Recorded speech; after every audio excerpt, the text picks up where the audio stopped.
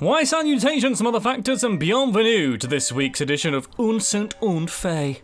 My name is Sam, and aujourd'hui we're exploring a place that is, and I'm gonna say it, the most French capital city in the world. The city of love itself, and the place that Kanye West and Jay-Z balled so hard in. Paris. Sacre bleu. May. What is so special about a particular Parisian pizza place? Why is doing this technically illegal? And if I saunter about Paris singing Fou de Fafa by Flight of the Conchords, how far will I get? 2 out of 3 of those questions are going to be answered, so pack your things and get on the Eurostar, or a plane, or a bike, or something, whatever you do. Make sure you like and subscribe, while you're there and while you're here, as we go through 101 facts about Paris. Number 1. So where did it all start? Well, when the Parisi, a Celtic tribe, settled on the banks of the Seine River in the 3rd century BC, little did they know that almost 2,000 years later, their tiny tribe would turn into a population of millions in the place we now call Paris. If you ignore the fact that globalization and the rise and falls of several nations in between took part in the diverse culture that currently forms Paris. Number 2. Paris was originally a Roman city called Lutetia, once the Romans conquered it, that is. Is there anywhere the Romans didn't conquer? I guess that's a fact check for another day. That means mid-water dwelling in Latin, by the way. Number 3. Anyway, during the Roman times, Lyon was the capital of France, but as time passed, so did the capital, and in 987 AD, Paris became the capital of France. Also, its name changed from Lutetia to Paris, but nobody really knows why that happened. Number 4. Speaking of historical stuff, around Montagne-Sainte-Geneviève in Paris is one of the oldest universities in France. It's the Sorbonne, which opened in the 13th century. Just so you don't get confused, by the way, the Sorbonne is also called the University of Paris. Number 5. During the Middle Ages, Paris began to experience rapid growth as it was experiencing more developments in the city beyond education. And then, the Black Death hit, which, by the way, if you don't know, was a disease that significantly reduced the population growth in Paris and lots of parts of the world. Number 6. In the 15th century, Paris was the largest city in Western Europe. However, it was under a lot of civil unrest. During these times, Joan of Arc, no relation to Noah by the way, played a huge role in fighting to defend Paris during the 100 Years' War, which actually lasted for longer than 100 years. Number 7. One of the most well-known battles in France started in Paris, and it's even got a painting to highlight one of its most important moments. Yes, that's right, it's the French Revolution. This began in 1789, and that famous painting I mentioned is Eugène Delacroix's Liberty Leading the People, which is an oil painting. Number 8. An important part of the French Revolution is that it's still celebrated now on Bastille Day. On July the 14th, 1789, a mob broke prisoners out of the Bastille prison fortress in Paris, which was the actual start of the French Revolution, leading to Bastille Day being an important symbol in Paris and throughout France. It is now celebrated with fireworks in France as a national holiday. Number 9. During the early 19th century, the French Empire expanded over Germany, Switzerland, Italy, Spain, Belgium, and more under the reign of a guy called Napoleon. Although actually in 1814, the Russian army seized Paris from Napoleon. Number 10. The 20 arrondissements in Paris start at the heart of the city and continue in numerical order in a spiral fashion. For this reason, if you're ever lost, the safest thing to do is to keep following one route and you'll most likely eventually make it back to the heart of the city. All routes really do lead back to the Notre Dame. Number 11. Even though you can walk around Le Marais now, it used to be a complete swamp. Then in the 13th century the land was drained, and today it's a fully revitalised land of culture and life. Number 12. The Ile de la Cité and the Ile Saint-Louis are 2 natural islands on the River Seine in Paris, and they are also some of the oldest areas in the city. There are bridges to access them though, don't worry, you don't have to do a doggy paddle to get there or something. Number 13. Speaking of dogs and doggy and stuff, they love dogs in Paris, like a lot. There are over 300,000 dogs there, that's 1 for every 7 people. Number 14. If you love your cocktails, I'm sure you'd love to know that the first Bloody Mary was made in Paris. The bartender, Fernand Petiot, mixed up equal parts of tomato juice and vodka and then, voila, the first Bloody Mary was served. It's funny because it sounds bloody awful as a recipe, but in practice, quite nice. Number 15. We all know that most countries on Earth have a lot of people who take up arms to serve their country in the army. When in France, the beings that live there are so devout, even pigeons have joined the army. The French army is the only one in Europe that still have carrier pigeons in its ranks. They started joining during the 1870-71 Franco-Prussian War and the Siege of Paris, and they've stayed ever since, although not the same ones, obviously. Number 16. Due to France's well-known penchant for fashion, it only makes sense that the French army was the first to use camouflage in 1915 in World War I. The main workshop for the creation of this clothing was in Paris, with over 200 experts in artistic concealment. Number 17. Paris Fashion Week is one of the most famous fashion shows in the world and takes place biannually during February and September of each year. Well, that's very soon. I might have to attend one and show off all my moves and my clothes and stuff. Number 18. Not everyone likes the French sense for fashion. In fact, at the first official Paris Fashion Week in 1973, a fight broke out between American and Paris-based designers. Were they hitting each other with leather bags or something? I mean, that would hurt. Number 19. Most designers from France weren't born in Paris, however they did set up their brands there. This goes for the like of Louis Vuitton, Dior, Cartier, Hermes, Chanel, and more names I just butchered. Number 20. Gare du Nord is the busiest railway station in Europe. Around 700,000 people pass through the station daily, and approximately 214.2 million passengers use the station every year. Number 21. Making the thing was no easy task. It took 3 years to build Gare du Nord, as it was developed between 1861 and 1864. This includes the 9 beautiful statues inside the station, which are, I would say, worth having a gander at. Number 22. Paris Metro, the tube or subway of the Parisian world if you like, is over 100 years old now. It was opened in the year 1900, making it one of the oldest urban transit systems in the world. Number 23. The Paris Metro is among the world's longest metro or subway systems with a total length of 218 metres. Wow, that's not that long, is it? 200? Oh, 218 kilometres. That makes more sense, sacre bleu. Number 24. The Paris Metro consists of 16 lines and around 300 stations. Why 300? Because this is Paris! Oh wait, that was Sparta, wasn't it? I'm always getting those two confused. Number 25. If you fancy travelling way over the ground instead of under it, then good news for you. There are 3 airports in Paris: Roissy-Charles de Gaulle in the north, Orly in the south, and Paris-Beauvais Airport. Number 26. Roissy-Charles de Gaulle is the main international airport for Paris and the second busiest airport in Europe after London Heathrow, with around 69 to 76 million passengers every year. Number 27.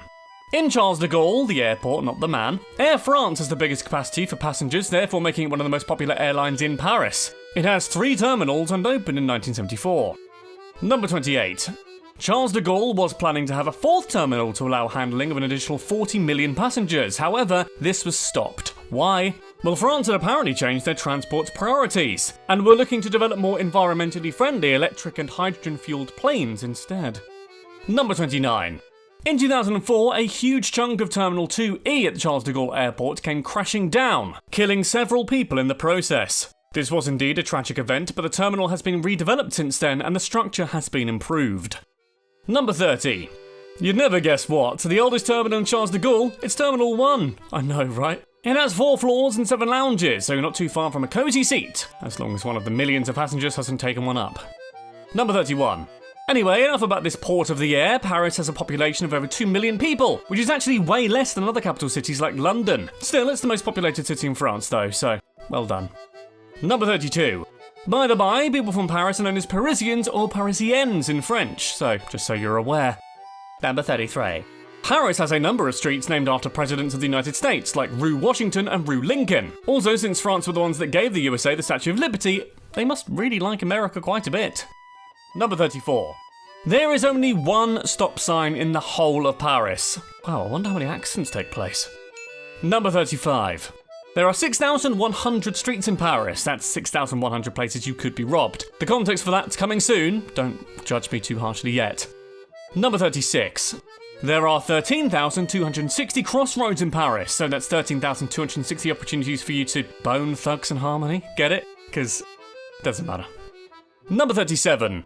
Rue Gasnier-Guy is the steepest street in Paris and is angled at 17.8 degrees. If you're bad at math or can't visualise that, the angle would look like that. So, basically bring, studded boots.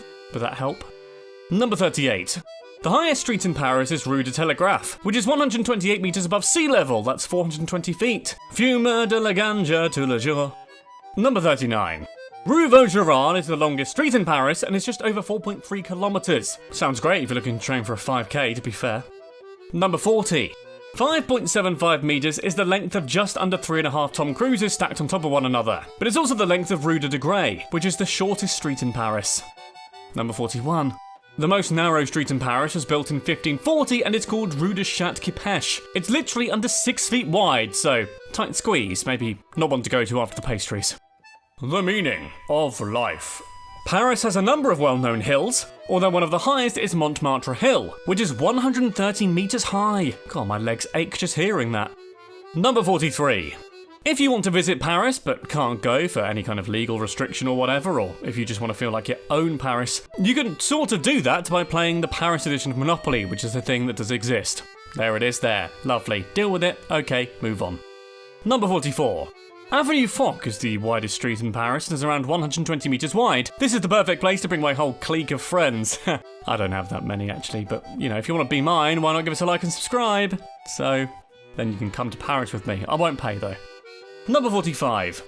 In the 10th arrondissement, you can find the smallest house in Paris, which is 5 metres high and 1.2 metres wide. In London, that would cost 500k a month, honestly. Tom Cruise might want it though. Number 46. Paris is expected to host the Olympics in 2024, by the way, so start saving if you missed out on Tokyo 2020. Hopefully there won't be a pandemic then, because... oh, please, it needs to end. Number 47. Paris aims to host the most sustainable games so far by aligning its sustainability strategy with the UN Sustainable Development Goals. Good luck with that one, gang. Number 48. Based on annual reports regarding crime, Paris is a medium threat level location. This means that violent crimes are relatively uncommon, but street crime is. Maybe all their police services like Inspector Clouseau. That's the only explanation I can think of. Number 49.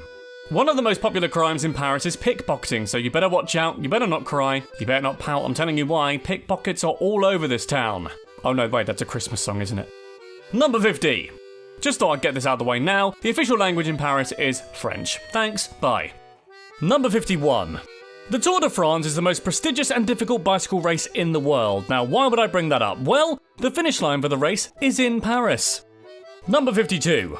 One of the most popular locations within the walls of Paris, I guess, is the Louvre Museum, which is the biggest art museum in the world, covering 780,000 square feet.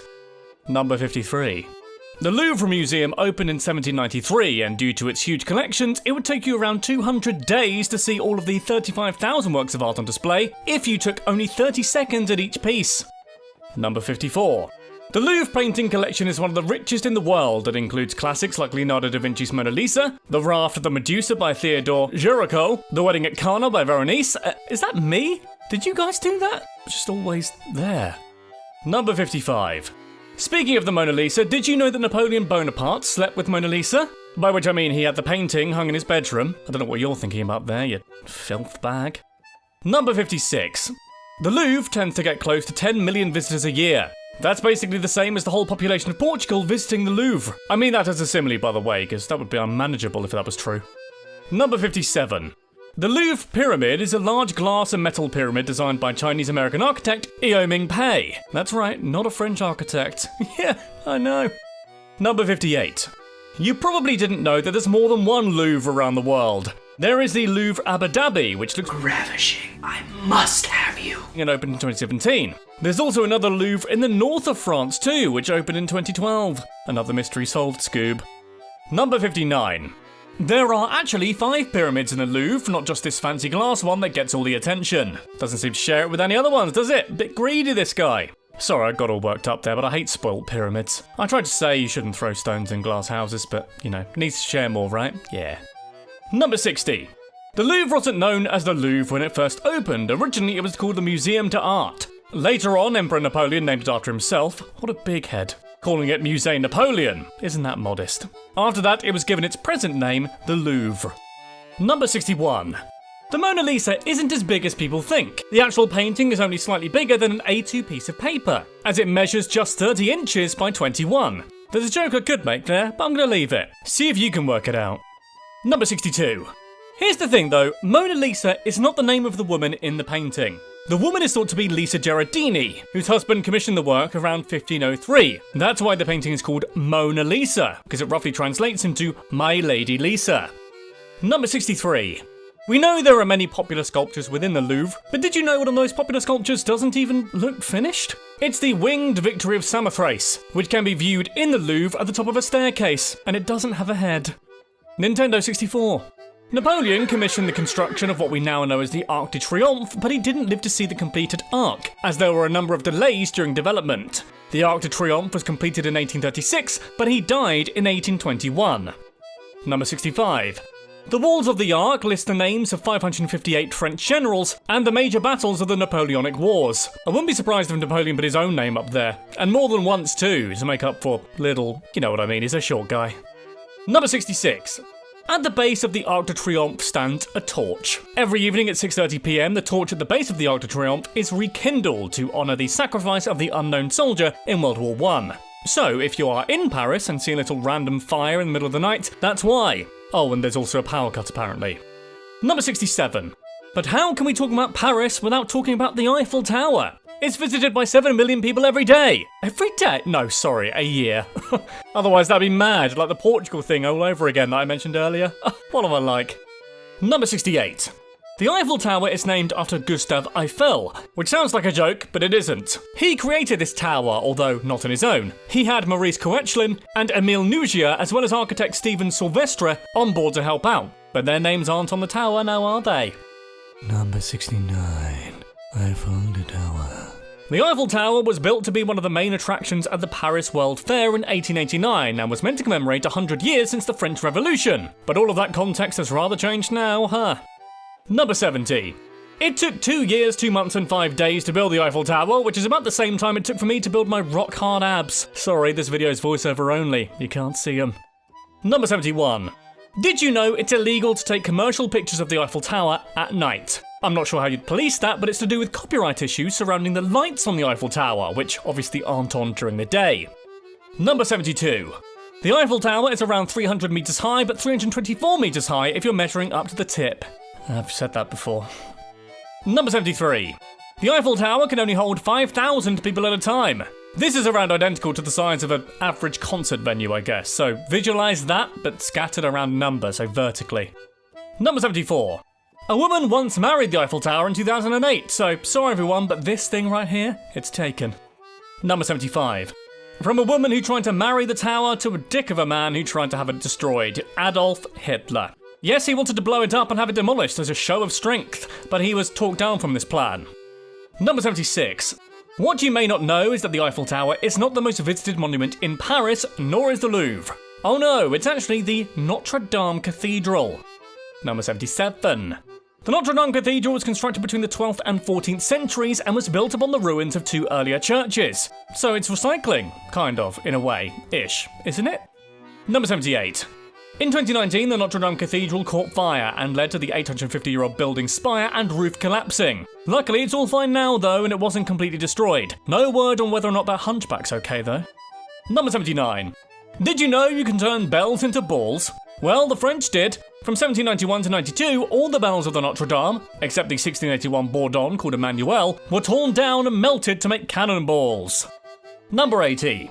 The largest organ in France has almost 8,000 pipes and can be found in the Notre Dame Cathedral, just in case you want to test your hearing in the most extreme way possible. Number 81.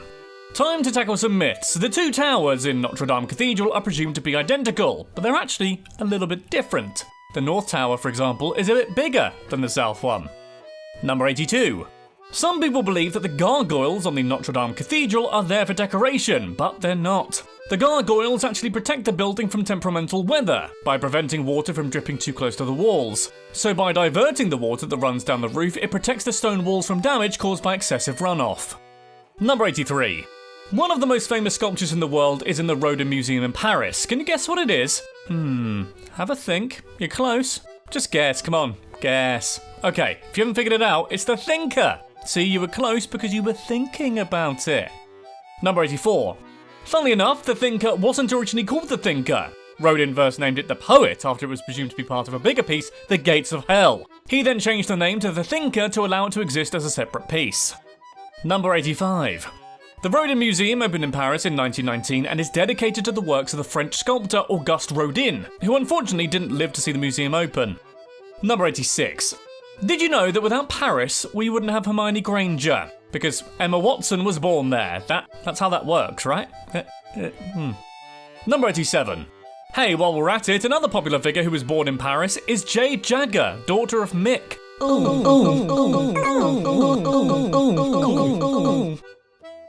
Number 88. James Bond star, who we're mentioning mainly for SEO purposes because No Time Dies Out soon, Eva Green, is another Paris-born celeb too. That's it though, there are absolutely no other Paris-born celebrities whatsoever.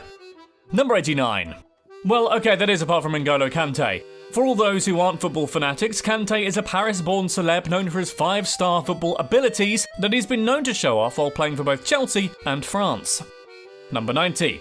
Oh, by the way, Paris has a football or soccer team, Paris Saint-Germain FC, which was founded in 1970. Number 91. And as a football team, it does pretty well too. Paris Saint-Germain FC is also France's most successful team with over 40 trophies. Well done, lads, you coup those ballets. Number 92. Paris also has tramway lines serving the perimeter of the city. Now you'd think that'd be great to see the sights, but unfortunately it only operates on the outskirts, so actually it's not really. So tourists don't tend to use it very much. Number 93. The trams in Paris completely disappeared in 1957 as there was access to more cars. Despite this, it returned in 1992, since it's a means of transport that doesn't produce fumes and is inexpensive to build, apparently. Number 94. The first tram line in Paris opened during the 1850s. I'm sure their legs appreciated the change. No more walking about. Number 95. It wasn't a great respite for our 4-legged friends who we ride on though, because trams in Paris were originally horse-powered. As in, powered by horses. Nothing to do with horsepower. Well, I suppose it is, actually. Number 96. Other than the metro, Paris also has the Transilien, which is what the suburban and regional trains are called. Choo-choo indeed. Number 97. There's a faster railway system than the metro in Paris too, called the RER, which is known as the Suburban Express Railway. Number 98. Since the RER has fewer stops than the metro, you can actually cross Paris on it in 15 minutes. Number 99. In 2005, Tom Cruise wanted to become an honorary citizen of the city of Paris, but the government blocked that move because of his affiliation with Scientology. So sorry Tom, but looks like that's an impossible mission for you now. Number 100. In 1994, it took 3 hours to get from Paris to London, but now it only takes 2 hours and 16 minutes. On the trains, I mean. If you're swimming, it will take way longer than that. Number 101.